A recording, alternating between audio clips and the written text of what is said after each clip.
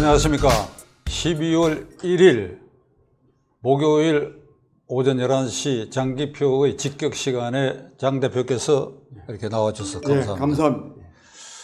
시청자 여러분, 어느 사이에 2022년이 훌쩍 지나고 이제 12월 1일 마지막 달입니다.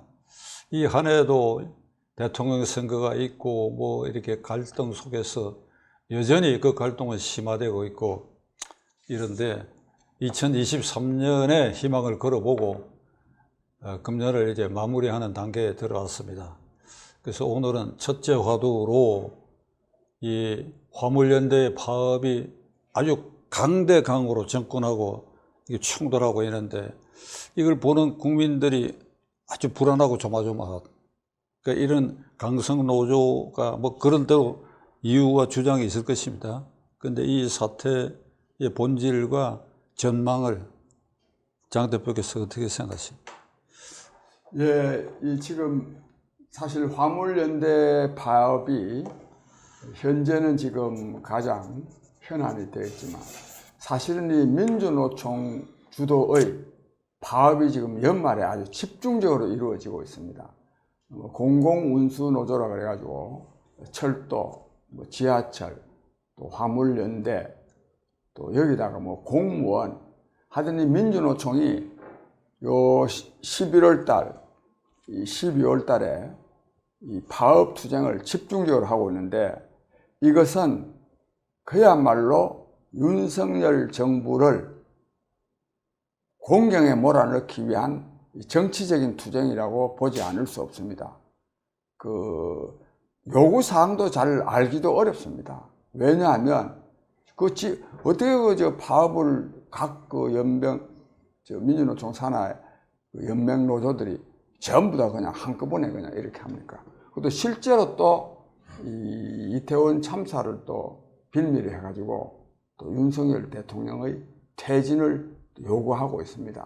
이거는 몇 가지 점에서 참 잘못됐는데 우선 그 노동조합이라는 것은 노동자들의 권익을 확보하기 위한 것이지 원칙적으로 이 정치 투쟁을 하면 안 되게 되어 있습니다. 물론 그 권익 투쟁이라는 게 다 정치적인 성격을 띠게 돼 있고 저는 정치적인 성격의 투쟁은 안 해야 된다 이렇게는 보지 않습니다만은 너무 노골적으로 저 권익과 관계도 없이 말하면 특정 정권 물러나라는 이런 투쟁을 하는 것은 옳지 않습니다. 거기다가 지금 윤석열 정부가 출범한 지 이제 겨우 6개월 됐습니다. 6개월.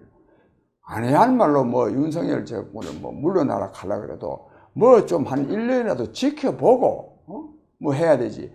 이제 막 출범해가지고 진용 짜고 하는데 하나하나 지적은 할 수가 있지만 그걸 물러나라 이런 식으로 하는 것은 전혀 맞지 않습니다. 가령 극단적으로 말해서 민주노총이나 다 야당에서 일부 야당에서 요구하는 대로 물러난다 칩시다. 그럼 대통령 선거 한 지 6개월도 안 돼가 또 그럼 대통령 선거 할 겁니까? 대통령은 물러나면 또 대통령 선거를 해야 됩니다. 그게 말이 되는 소리입니까? 그런 점에서 지금 이 민주노총이 각 산별 연맹들별로 지금 투쟁을 해가지고 좀 있으면 아마 종합적인 투쟁을 하게 될 텐데 이거는 전혀 정당성도 없고 또 국민의 지지도 저는 받을 수 없다 이렇게 생각해서 민주노총은 정말 자중하기 바랍니다. 그리고 또 하나는 민주노총에도 물론 대기업 정규직 노동자도 있고 또 일부 또 비정규직 노동자들도 있습니다. 또 중소기업도 있지만 대체로 민주노총은 대기업 정규직 노동자들 위주입니다. 이 사람들은 평균 연봉이 약 한 7천만 원 이상입니다. 그 주력 기업들은 평균 연봉이 9천만 원 이상입니다. 9천만 원. 요즘 다들 어렵다고 하는데 평균 연봉이 9천만 원. 한 달에 그러니까 적어도 한 700만 원 이상 내지 800만 원 월급 받습니다. 이거는요 중소기업 사장보다도 수입이 더 많습니다. 뭐 수입이 많다기보다는 더 아주 기득권층이라고 할 수가 있습니다. 그런 사람들이 또 자꾸만 그 임금 인상이나 또 이 복지 정진을 요구하고 이렇게 파업하면 진짜 실업자들은 어떻게 삽니까? 또 자영업자들은 어떻게 살겠습니까? 그런 점에서 민주노총은 근본적으로 자중해야 되고, 또 윤석열 대통령이 그 말씀을 잘했더만요. 이 말하자면 특권층, 기득권층, 이 강성노동조합의 조합원들, 그 사람들의 이익이 문제가 아니고 완전히 그냥 중소기업 내지는 이 자영업자들, 이런 데서 일하는 노동자들, 이 사람들이 보호의 대상이다. 그거 딱 맞는 말입니다. 이건 또 윤석열 대통령만 그렇게 인식하거나 말하는 게 아니라 국민 대다수가 그렇게 생각하고 있습니다. 민주노총 이 중요기업의 노동자들은 사실요, 저임금 노동자들, 중소기업 노동자들의 희생에 의해서 그들이 지금 특권을 지금 누리고 있습니다. 그런 점에서 이 근본적으로 이거는 민주노총의 이러한 특권은 불식되도록 또 해야 되지만, 이미 또 누리고 있는 그 특권을 누리고 있는 민주노총 조합원들은 이 경제가 이런 어려운 때 이 집단적으로 연쇄 투쟁을 하는 것은 전혀 옳지 않다고 하는 것을 국민들이 다 그렇게 생각한다는 것을 명심해 주기 바랍니다. 그런 말씀입니다. 여러 가지 우려되는 바가 많은데 잘 수습되길 정말 바랍니다. 오늘 두 번째 화두는 이 민주당이 그 이재명 대표의 사법 리스크 때문에 그 강경파들이 자꾸 끌려가고 있는 것 같아요.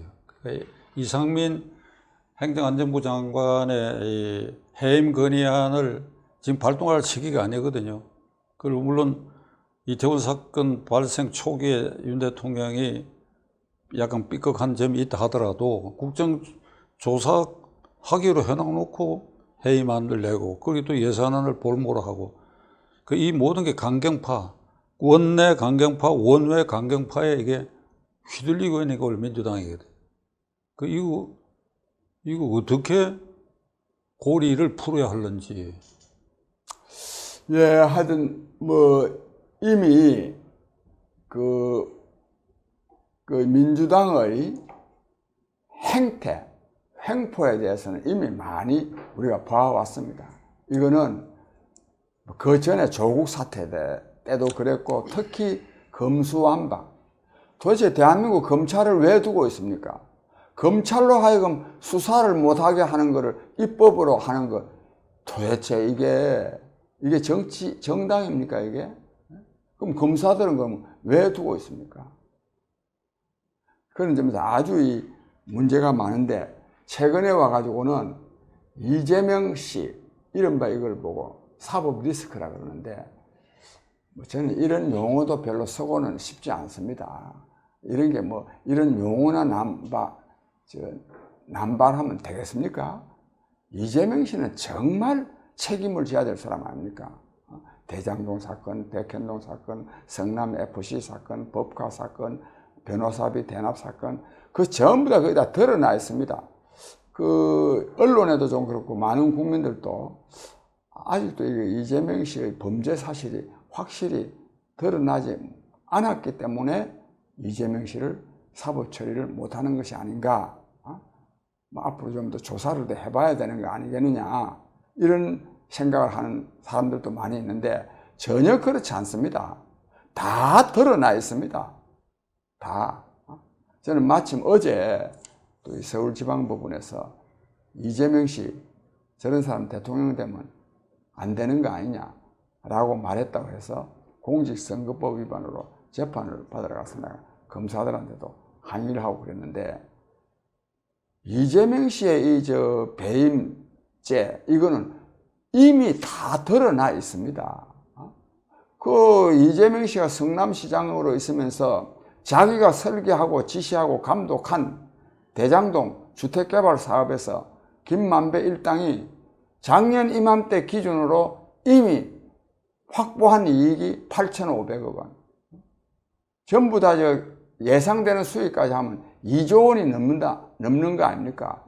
그 사람들에게 그런 그 이익을 보장한 거, 이게 바로 배임죄입니다. 즉, 그로 말미암아서 한편으로는 성남 시민들이 피해를 입고, 그리고 또 아파트 가격이 또 올라가는 그런 배임죄를 저지르는 것이 다 이미 드러나 있습니다. 근데 검찰이 문제죠. 근데 그게 다 드러나 있으니까 민주당에서도 저런 정도 가지고는 너무너무 미흡하지만 이재명 대표는 사법 리스크 때문에 본래도 이 대표를 맡으면 안 된다. 대표에 출마도 해서는 안 된다. 뭐 지금도 설훈 의원 같은 사람, 또 김종민 의원도 좀 그런 말을 했다던데, 이런 이 사법 리스크를 안고, 또 방금 오다가 뉴스를 보니까 박영선 그 전 의원도 그렇게 말했습니다.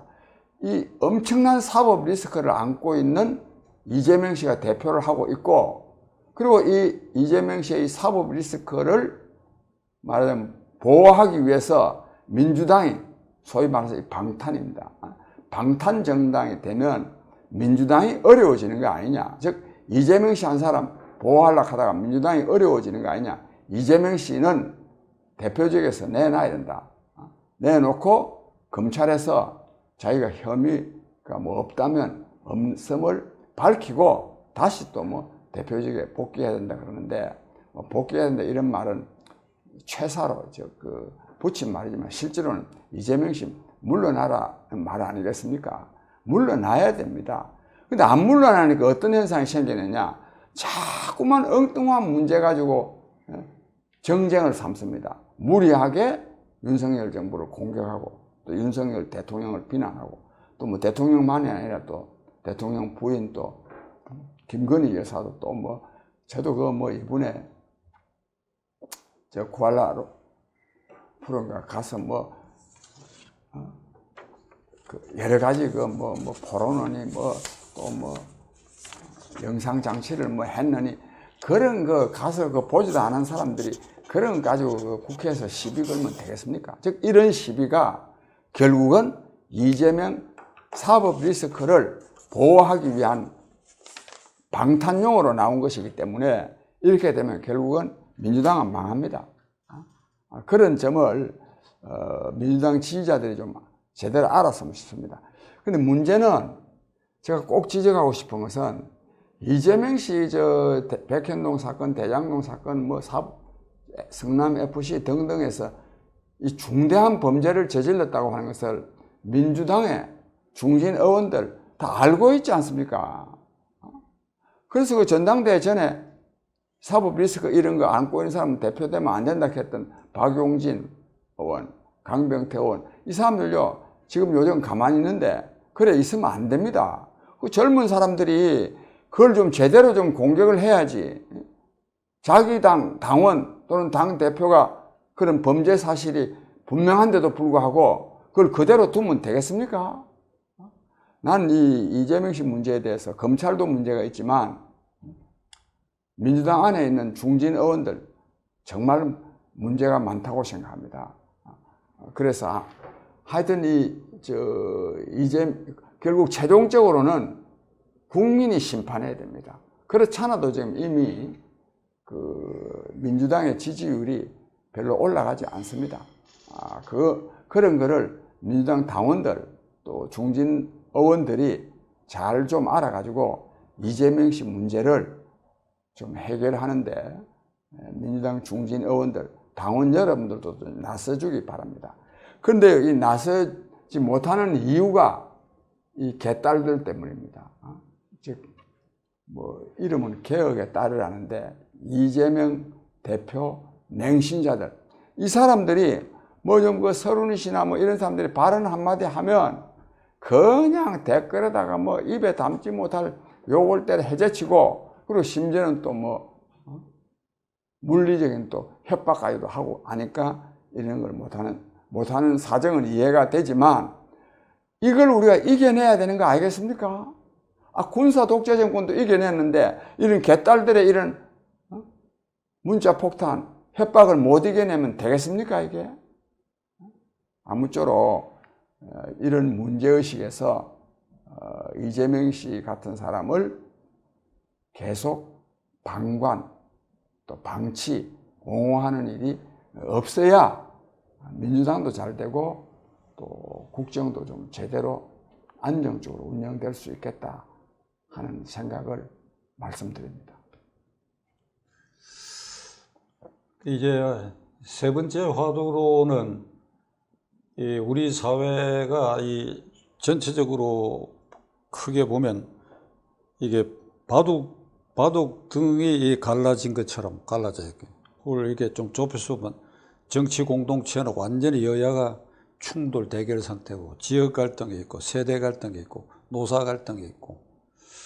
그 어떤 의미에서는 지난 3월 9일 대통령 선거 그리고 5월 10일 취임한 윤 대통령의 지지율이 역대 김영삼 대통령이나 김대중 대통령 때처럼 집권 1년 이내에 한 7, 80% 정도 올라갔다고 한다면 이런 그 화물연대 파업 같은 것도 안 일어났을 가능성도 있거든. 그러니까 이게 구심점인 대통령 권력이 굉장히 약화된 그 낌새도 보이고, 인데 이게 신문명정책연구원장으로서 이제 새해에 어찌 해야 될는지 우리가 그 평소 깊이 생각하셨을 테니까 크게 한번 말씀 아주 참으로 소중한 말씀인데요. 제가 두 가지로 분리해서 말씀드리겠습니다. 우선은요, 이 대통령의 국정 장악력이 있어야 됩니다. 이 대통령이 30% 전후대의 국민 지지율을 가지고는 국정 수행하기가 대단히 어렵습니다. 이 지지율도 문제인데요. 제가 주목하는 것은 윤석열 대통령을 못 믿겠다. 반대하는 사람들이요. 60% 계속 62, 3%에서 60%를 전후입니다. 이래 되면 안 됩니다. 근데 이래 된 데에는 윤석열 대통령이 진짜 반성을 해야 됩니다. 왜 그러냐? 몇 분 저만이 아니라 많은 사람들이 지적해 왔지만 윤석열 씨가 대통령이 된 거는 문재인 정권의 이 불법 부패, 이재명 씨의 조금 전에 말한 그 사법 리스크하는 거, 이 불법 부패, 이걸 엄중하게 처리하기를 바라서 지지해서 대통령으로 만들었는데 이거를 제대로 안 한 겁니다. 이거를 제대로 안 하니까 윤석열 대통령을 지지했던 48.5%마저도 반토막이 난 거 아닙니까? 그러니까 반토막이 나니까 국정 동력이 상실되고, 또 국정 동력만 상실되는 것이 아니라 대통령 지지율이 30% 밑으로 떨어지니까 반정부 투쟁 세력이 지금 활개를 지금 치는 거 아닙니까? 민주노총도 그렇고, 이른바 촛불 집회도 또 다시 또 등장하고, 이런 데 대해서는 윤석열 대통령이 정말 반성을 해야 됩니다. 반성을 해서 조금 전에 말한 그런 본래 그 윤석열 대통령을 대통령으로 만들어준 사람들의 요구, 그 요구가요, 편파적인 게 아니에요. 문재인 정권이 얼마나 나라를 엉망으로 만들었습니까? 이재명 씨 얼마나 큰 부정부패를 지금 불법 부패를 지금 저질렀습니까? 이에 대한 처리를 했으면요, 지지율이요, 진짜 60%, 70% 올라갑니다. 그래야 국정 동력이 확보가 되고, 그래야 민주노총이나 이런 데서도 이런 무리한 파업을 안 할 수가 있습니다. 그 말씀을 하나 드리고, 다른 하나는요, 이 우리 사회의 양극화가 너무 심합니다. 이거는 무슨 윤석열 정부나 문재인 정부 탓만도 아닙니다. 물론 문재인 정부에 와서는 이 정치적인 갈등을 더욱더 부추김으로써 양극화가 심화되는데, 이 양극화가 예를 들자면은 노사 간에도 양극화, 노동자 안에서도 또 비정규직과 정규직 양극화, 또 취업자와 실업자 간의 양극화. 이 양극화가요, 이런 게 또 지역 갈등은 말할 것도 없고, 옛날에는 지역적인 대결, 또 이 계층 간의 대결, 이런 것이었는데, 요즘은 이것이요, 이 성별 간에 또 남녀 성별 간에 또 이 갈등이 보통 심한 게 아닙니다. 또 여기다가 또 세대 갈등이 또 보통 심한 게 아닙니다. 이 홉스라는 사람이 말했는데, 진짜 만인에 대한 만인의 투쟁이 일상화되는 이런 상황을 지금 맞이하고 있습니다. 이러면 안 됩니다. 이걸 근데 왜 생겼느냐? 정치에서의 편가르기 때문에 생긴 겁니다. 정치에서의 편가르기 정치. 적대적 공생관계. 실제로는 공생하면서도 계속 이권을 이권을 더 많이 차지하기 위해서 적대적인 걸 하니까 이게 전부 다 다른 우선 시민운동 부분에도 이렇게 영향을 미치고 또 이게 또 국민 각계에도 또 영향을 미쳐서 말하자면 정치에서의 편가르기와 적대적 공생관계가 결국 우리 사회를 전체적으로 지역적으로 또 계층적으로 또 성별적으로 세대 간에 이런 갈등을 불러일으키는데 저는 이것은 저는 이 문제를 굉장히 심각하게 보는데 저는 특단의 조치가 취해져야 되는데 이거는 길게 말씀드릴 수는 없고 제가 생각할 때는 사회보장제도를 확립하고 즉 모든 국민에게 국민의 기본 생활, 의식주, 의료 교육을 보장을 해서 아무리 사업에 실패를 하든지 뭐 어려운 일을 당한다 하더라도 기본 생활에는 걱정할 게 없는 그런 사회보장제도를 확립을 하는 것이 이것이 이 갈등, 양극화를 말하자면 완화 내지는 또 앞으로 해소해 나가는데 가장 큰 도움이 되지 않겠나 싶어서 이런 점에서는 그 뭐 어느 정부만 탓할 것이 아니라 우리 국민들도 이런 방향에서 앞으로 국정이 운영될 수 있도록 서로 뜻을 모아야 되겠다. 저는 이런 생각을 평소에 많이 하고 있습니다. 금년을 마무리를 해야 할 12월 1일 마지막 달에 오늘 시작입니다. 오늘 장 대표께서 아주 귀한 말씀 주셨는데 내년 2023년은 좀 더 희망에 벅찬 나라, 국민 생활의 향상이 되기를 기원해 마지 않습니다. 예, 감사합니다. 감사합니다.